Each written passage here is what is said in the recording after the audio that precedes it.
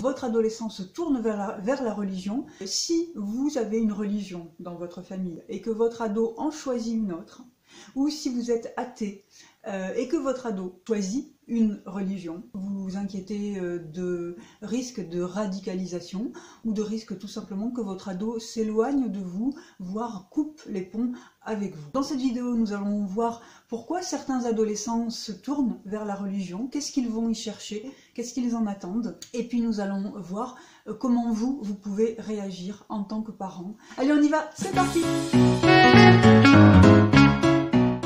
Je m'appelle Carole Testa, je suis coach de vie certifiée, spécialisée dans l'accompagnement des parents d'ados, formatrice en intelligence émotionnelle, confiance en soi et motivation. Je suis aussi mère de 2 ados, un garçon de 15 ans et une fille de 17 ans.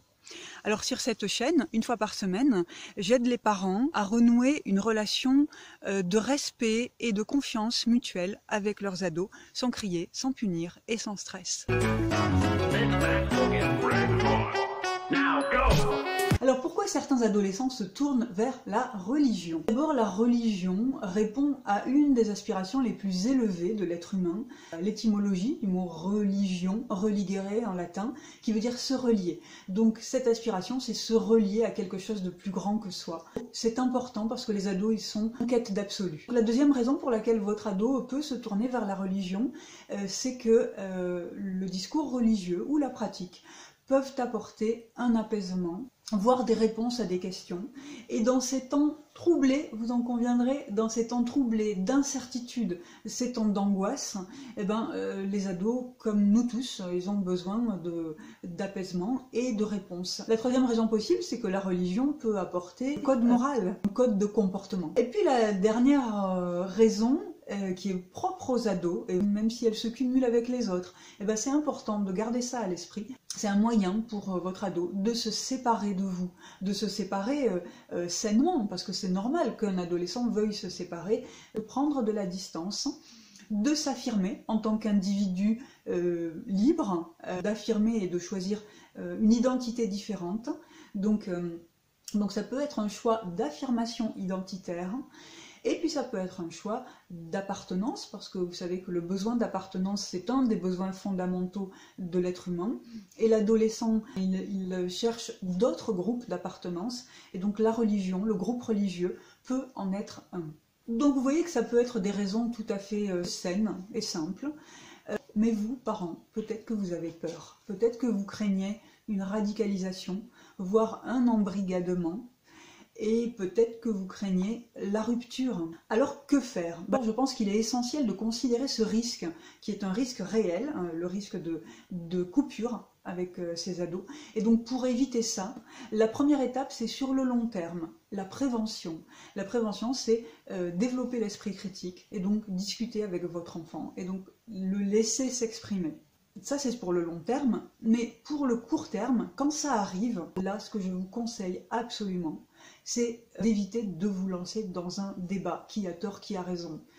Ça, c'est le meilleur moyen de braquer votre ado et de le renforcer dans sa croyance et de lui faire penser que vous êtes contre lui, que vous êtes son ennemi, et donc d'arriver à une coupure, à une séparation. Que faire? S'il n'y a pas de débat, je ne conseille pas non plus le silence ou l'ignorance, ce serait aussi une façon de couper. Ce que je vous conseille de faire, c'est de l'écouter avec bienveillance, c'est-à-dire sans a priori, sans jugement. Demandez-lui, mais qu'est-ce qui t'intéresse à toi? Qu'est-ce qui fait que tu me dis ça, que tu prends la défense de tel groupe religieux? Qu'est-ce qui te touche? Sans lui couper la parole et sans porter de jugement. Faites-lui confiance. Je sais que c'est pas forcément facile, mais essayez de faire confiance dans les capacités de discernement de votre ado. Vous lui avez transmis des valeurs, vous lui avez transmis des connaissances, ça s'est pas évaporé, donc faites-lui confiance pour garder dans un coin de sa tête ses valeurs et ses connaissances. Laissez-le exprimer ses nouvelles pensées ou ses interrogations. Peut-être que c'est juste une interrogation, mais il faut qu'il puisse l'exprimer et que ce ne soit pas rejeté par la famille. Parce que bien sûr, un ado qui ne se sent pas écouté, à ce moment-là, il va se murer dans le silence, ou alors il va rentrer dans une opposition franche, voire violente et radicale, et éventuellement couper les ponts. Souvenez-vous que l'adolescence, c'est un moment où on a besoin de s'affirmer et d'utiliser la rébellion si besoin. C'est-à-dire que s'il y a une opposition en face, eh ben l'ado, oui, il va se révolter, il va utiliser la révolte, la rébellion, l'affirmation. C'est ça qui est important pour lui, c'est être écouté et être reconnu dans ses pensées et dans son expression. Si vous essayez de le convaincre qu'il a tort, ben vous allez juste renforcer son opposition. Alors bien sûr, ça nécessite d'observer votre propre peur, vos propres craintes. À exprimer ces émotions, ça permet vraiment de les faire redescendre et de faire en sorte qu'elles ne prennent pas toute la place après dans la discussion avec votre ado. Parce que évidemment, si c'est la peur chez vous qui prend toute la place, vous n'allez pas réussir à écouter correctement votre ado. Mon deuxième conseil, c'est après avoir écouté et seulement après, vous pouvez commencer une discussion avec votre ado. Première chose dans la discussion, il me semble, vérifiez que ces nouvelles croyances religieuses n'entrent pas en contradiction, en opposition avec les valeurs que vous lui avez transmises. Vérifiez qu'il ne prône pas la violence ou voilà, une forme de radicalité. La plupart des religions partagent des valeurs communes, d'humanisme, de respect. Voilà. Donc vérifiez que dans son discours religieux, il y a toujours ces valeurs-là. Donc ensuite, dans la discussion, je vous conseille de dissocier deux choses qui font partie de la religion, mais qui sont très très différentes. La première chose, c'est l'aspiration vers quelque chose de plus grand que nous. Bon. Et la deuxième chose, c'est le code moral, le code de comportement. Ça, c'est autre chose. Ça, c'est de l'emprise et du contrôle exercé par des autorités religieuses. Voilà. Et là-dessus, vous pouvez développer l'esprit critique, essayer d'exercer celui de votre ado.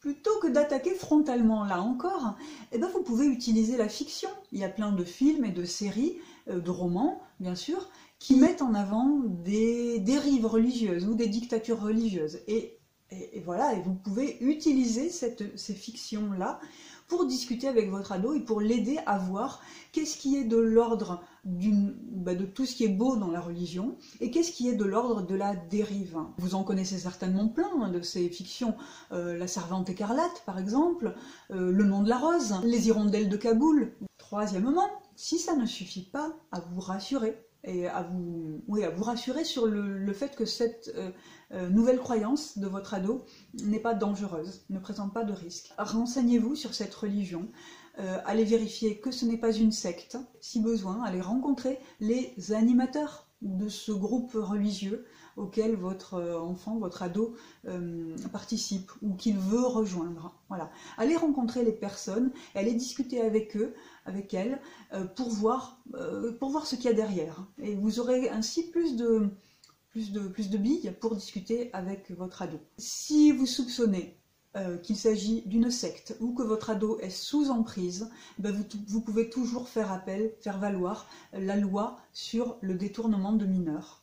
Si votre ado est majeur, eh ben, c'est peut-être plus difficile, quoique vous pouvez éventuellement, s'il a une fragilité psychologique, vous pouvez vous pouvez accuser la secte d'abus de pouvoir sur une personne psychologiquement faible. Ce qui est important de vous souvenir, c'est de garder l'esprit ouvert, de garder le respect et le dialogue avec votre enfant, avec votre ado.